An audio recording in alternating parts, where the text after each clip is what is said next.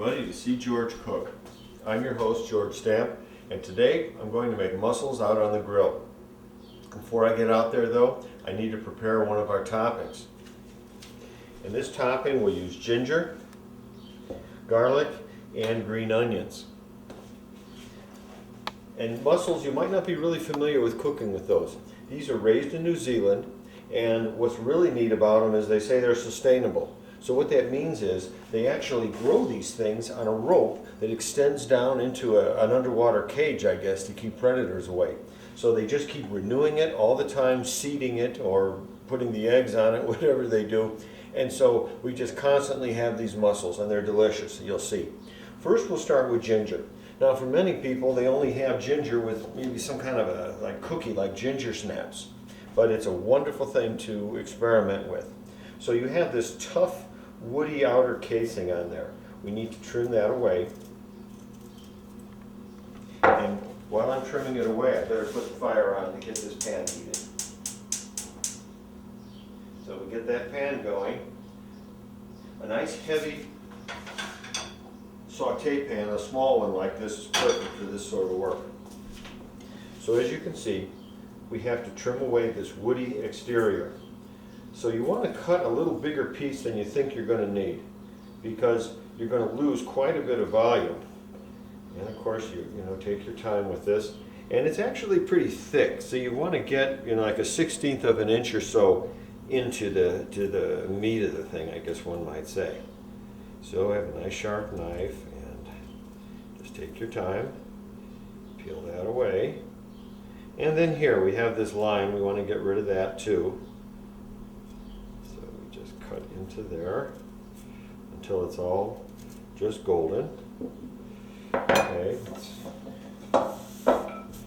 bring that up.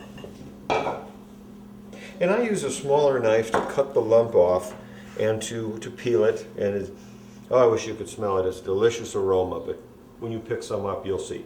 Any grocery store will have that. When you're selecting ginger, you want it nice and hard, like this. It's hard. Even though it's trimmed, it's a little on the woody side. So first you just chop it up a little lengthwise like that. You want to do this as a fine dice. You just turn it, and then you just take your knife, your chef's knife, and just work it over for a while. Now this we're going to be spooning onto the mussels along with the scallion and the garlic. So this does have kind of a strong taste, but once we saute it in the butter, it'll be delicious. And naturally, when you cook anything like this, it takes on a more mellow flavor. So just give it just a bit more. Pull it together, slice, dice. Oh, and the aroma, once you get into the chopping, is just wonderful. You'll enjoy it, I guarantee it. So we can just combine all of these different spices together. Okay, we have our ginger. And now we go over to our scallion. So we cut the root ball off. And if you have any, limp ones like this, you cut those off, and you might have a dry piece there, a dry layer, so just gently pull it off.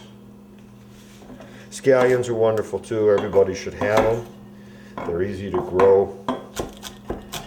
So the same business as with the ginger. We go to a fine dice. And as with the ginger, the wonderful aroma that comes up. You can use more onion if you wish, but I don't think we want to drown out the ginger or the garlic for that matter. So one of these scallions is pretty good, and you can detect the fumes as it's cut up. So we add this to our little plate.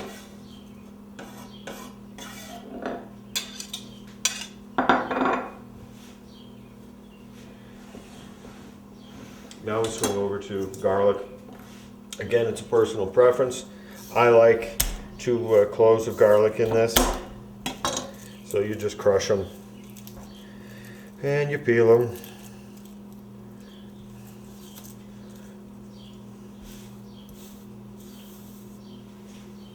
And then that will soon be going into the pan.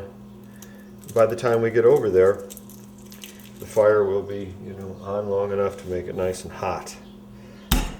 Okay, let's give it a roll. Crush the daylights out of them. Same business. Now I do recommend real butter for this, and a little of that won't hurt you.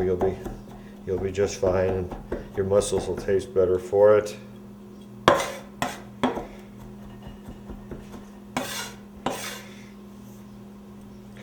Just be very careful with the knife.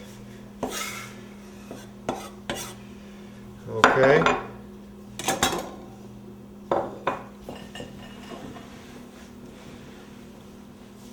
All right, now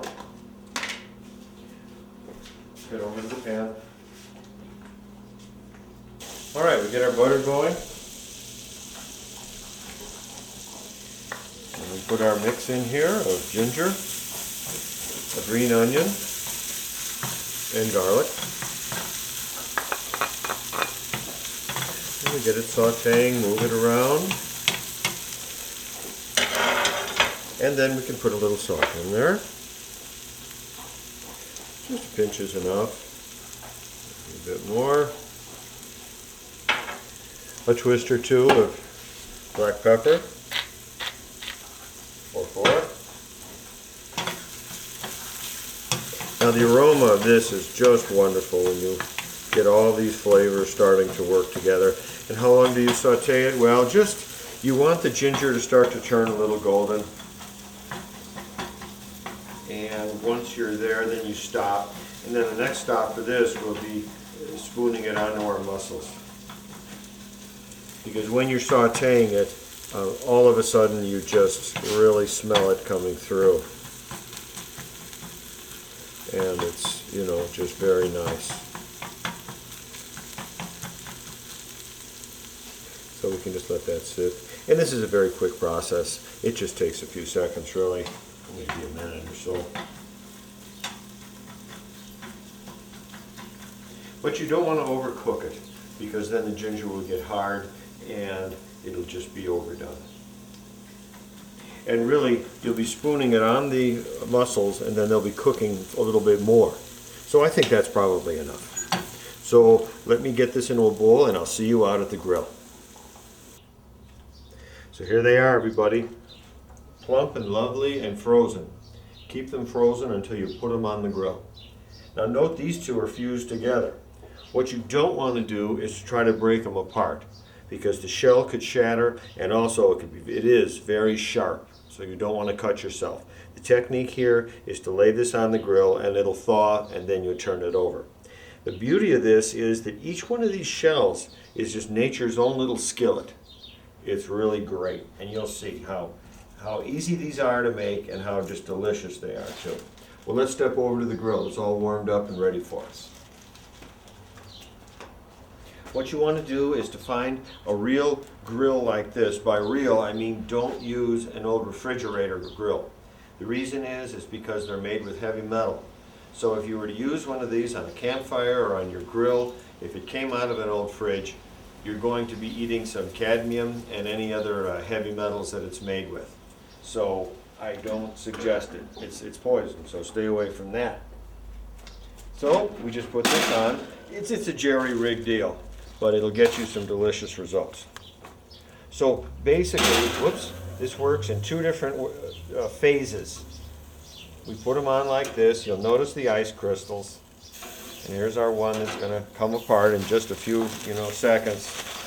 And so what you do is when they start boiling, and they will in just a little while, when that happens, you start putting your toppings on. This will take a few minutes to come about. So that's it. This will be roughly enough for 2. Now these are some especially big ones, and they also are extremely filling. You'll be surprised when you eat a few of them. But what I'd like to do is go across our toppings now. Well, we have our ginger mix here.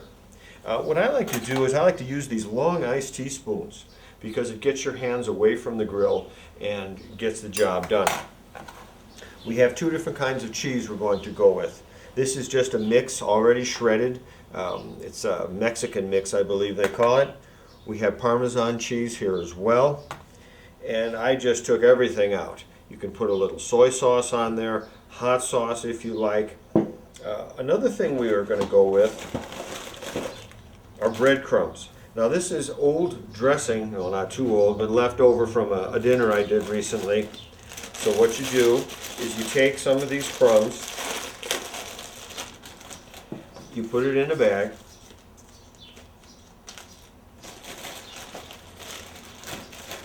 because we need to make it a little smaller in size. I'm also making a mess here too, but comes with the territory, I guess. Okay, so once you get them, there we go. Give the birds something to eat too. Take a piece of wood, something handy like that.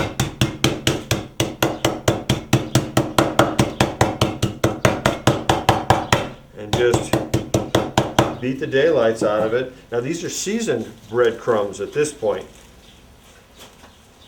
You can use plain ones, you cannot use them at all. The trick here is to put on the seasonings that you enjoy. And having a tray is handy, just you move everything over at once. So while we're waiting for our mussels, we're also going to have a quick fruit salad. So one of the best ways to do a fruit salad is take what you have in the refrigerator and then just go with it. So here, it just so happens I have some leftover melon. And this is a real quick operation, as you will see. So all we do, we begin by skinning that out. And then we're going to just chop it up. It's really easy. You might have another kind of melon left over. And depending on the proportions of what's going to be in your fruit salad will depend upon what you and your family and friends enjoy. So we just a rough chop here. And that should be good. Shove it off into a bowl.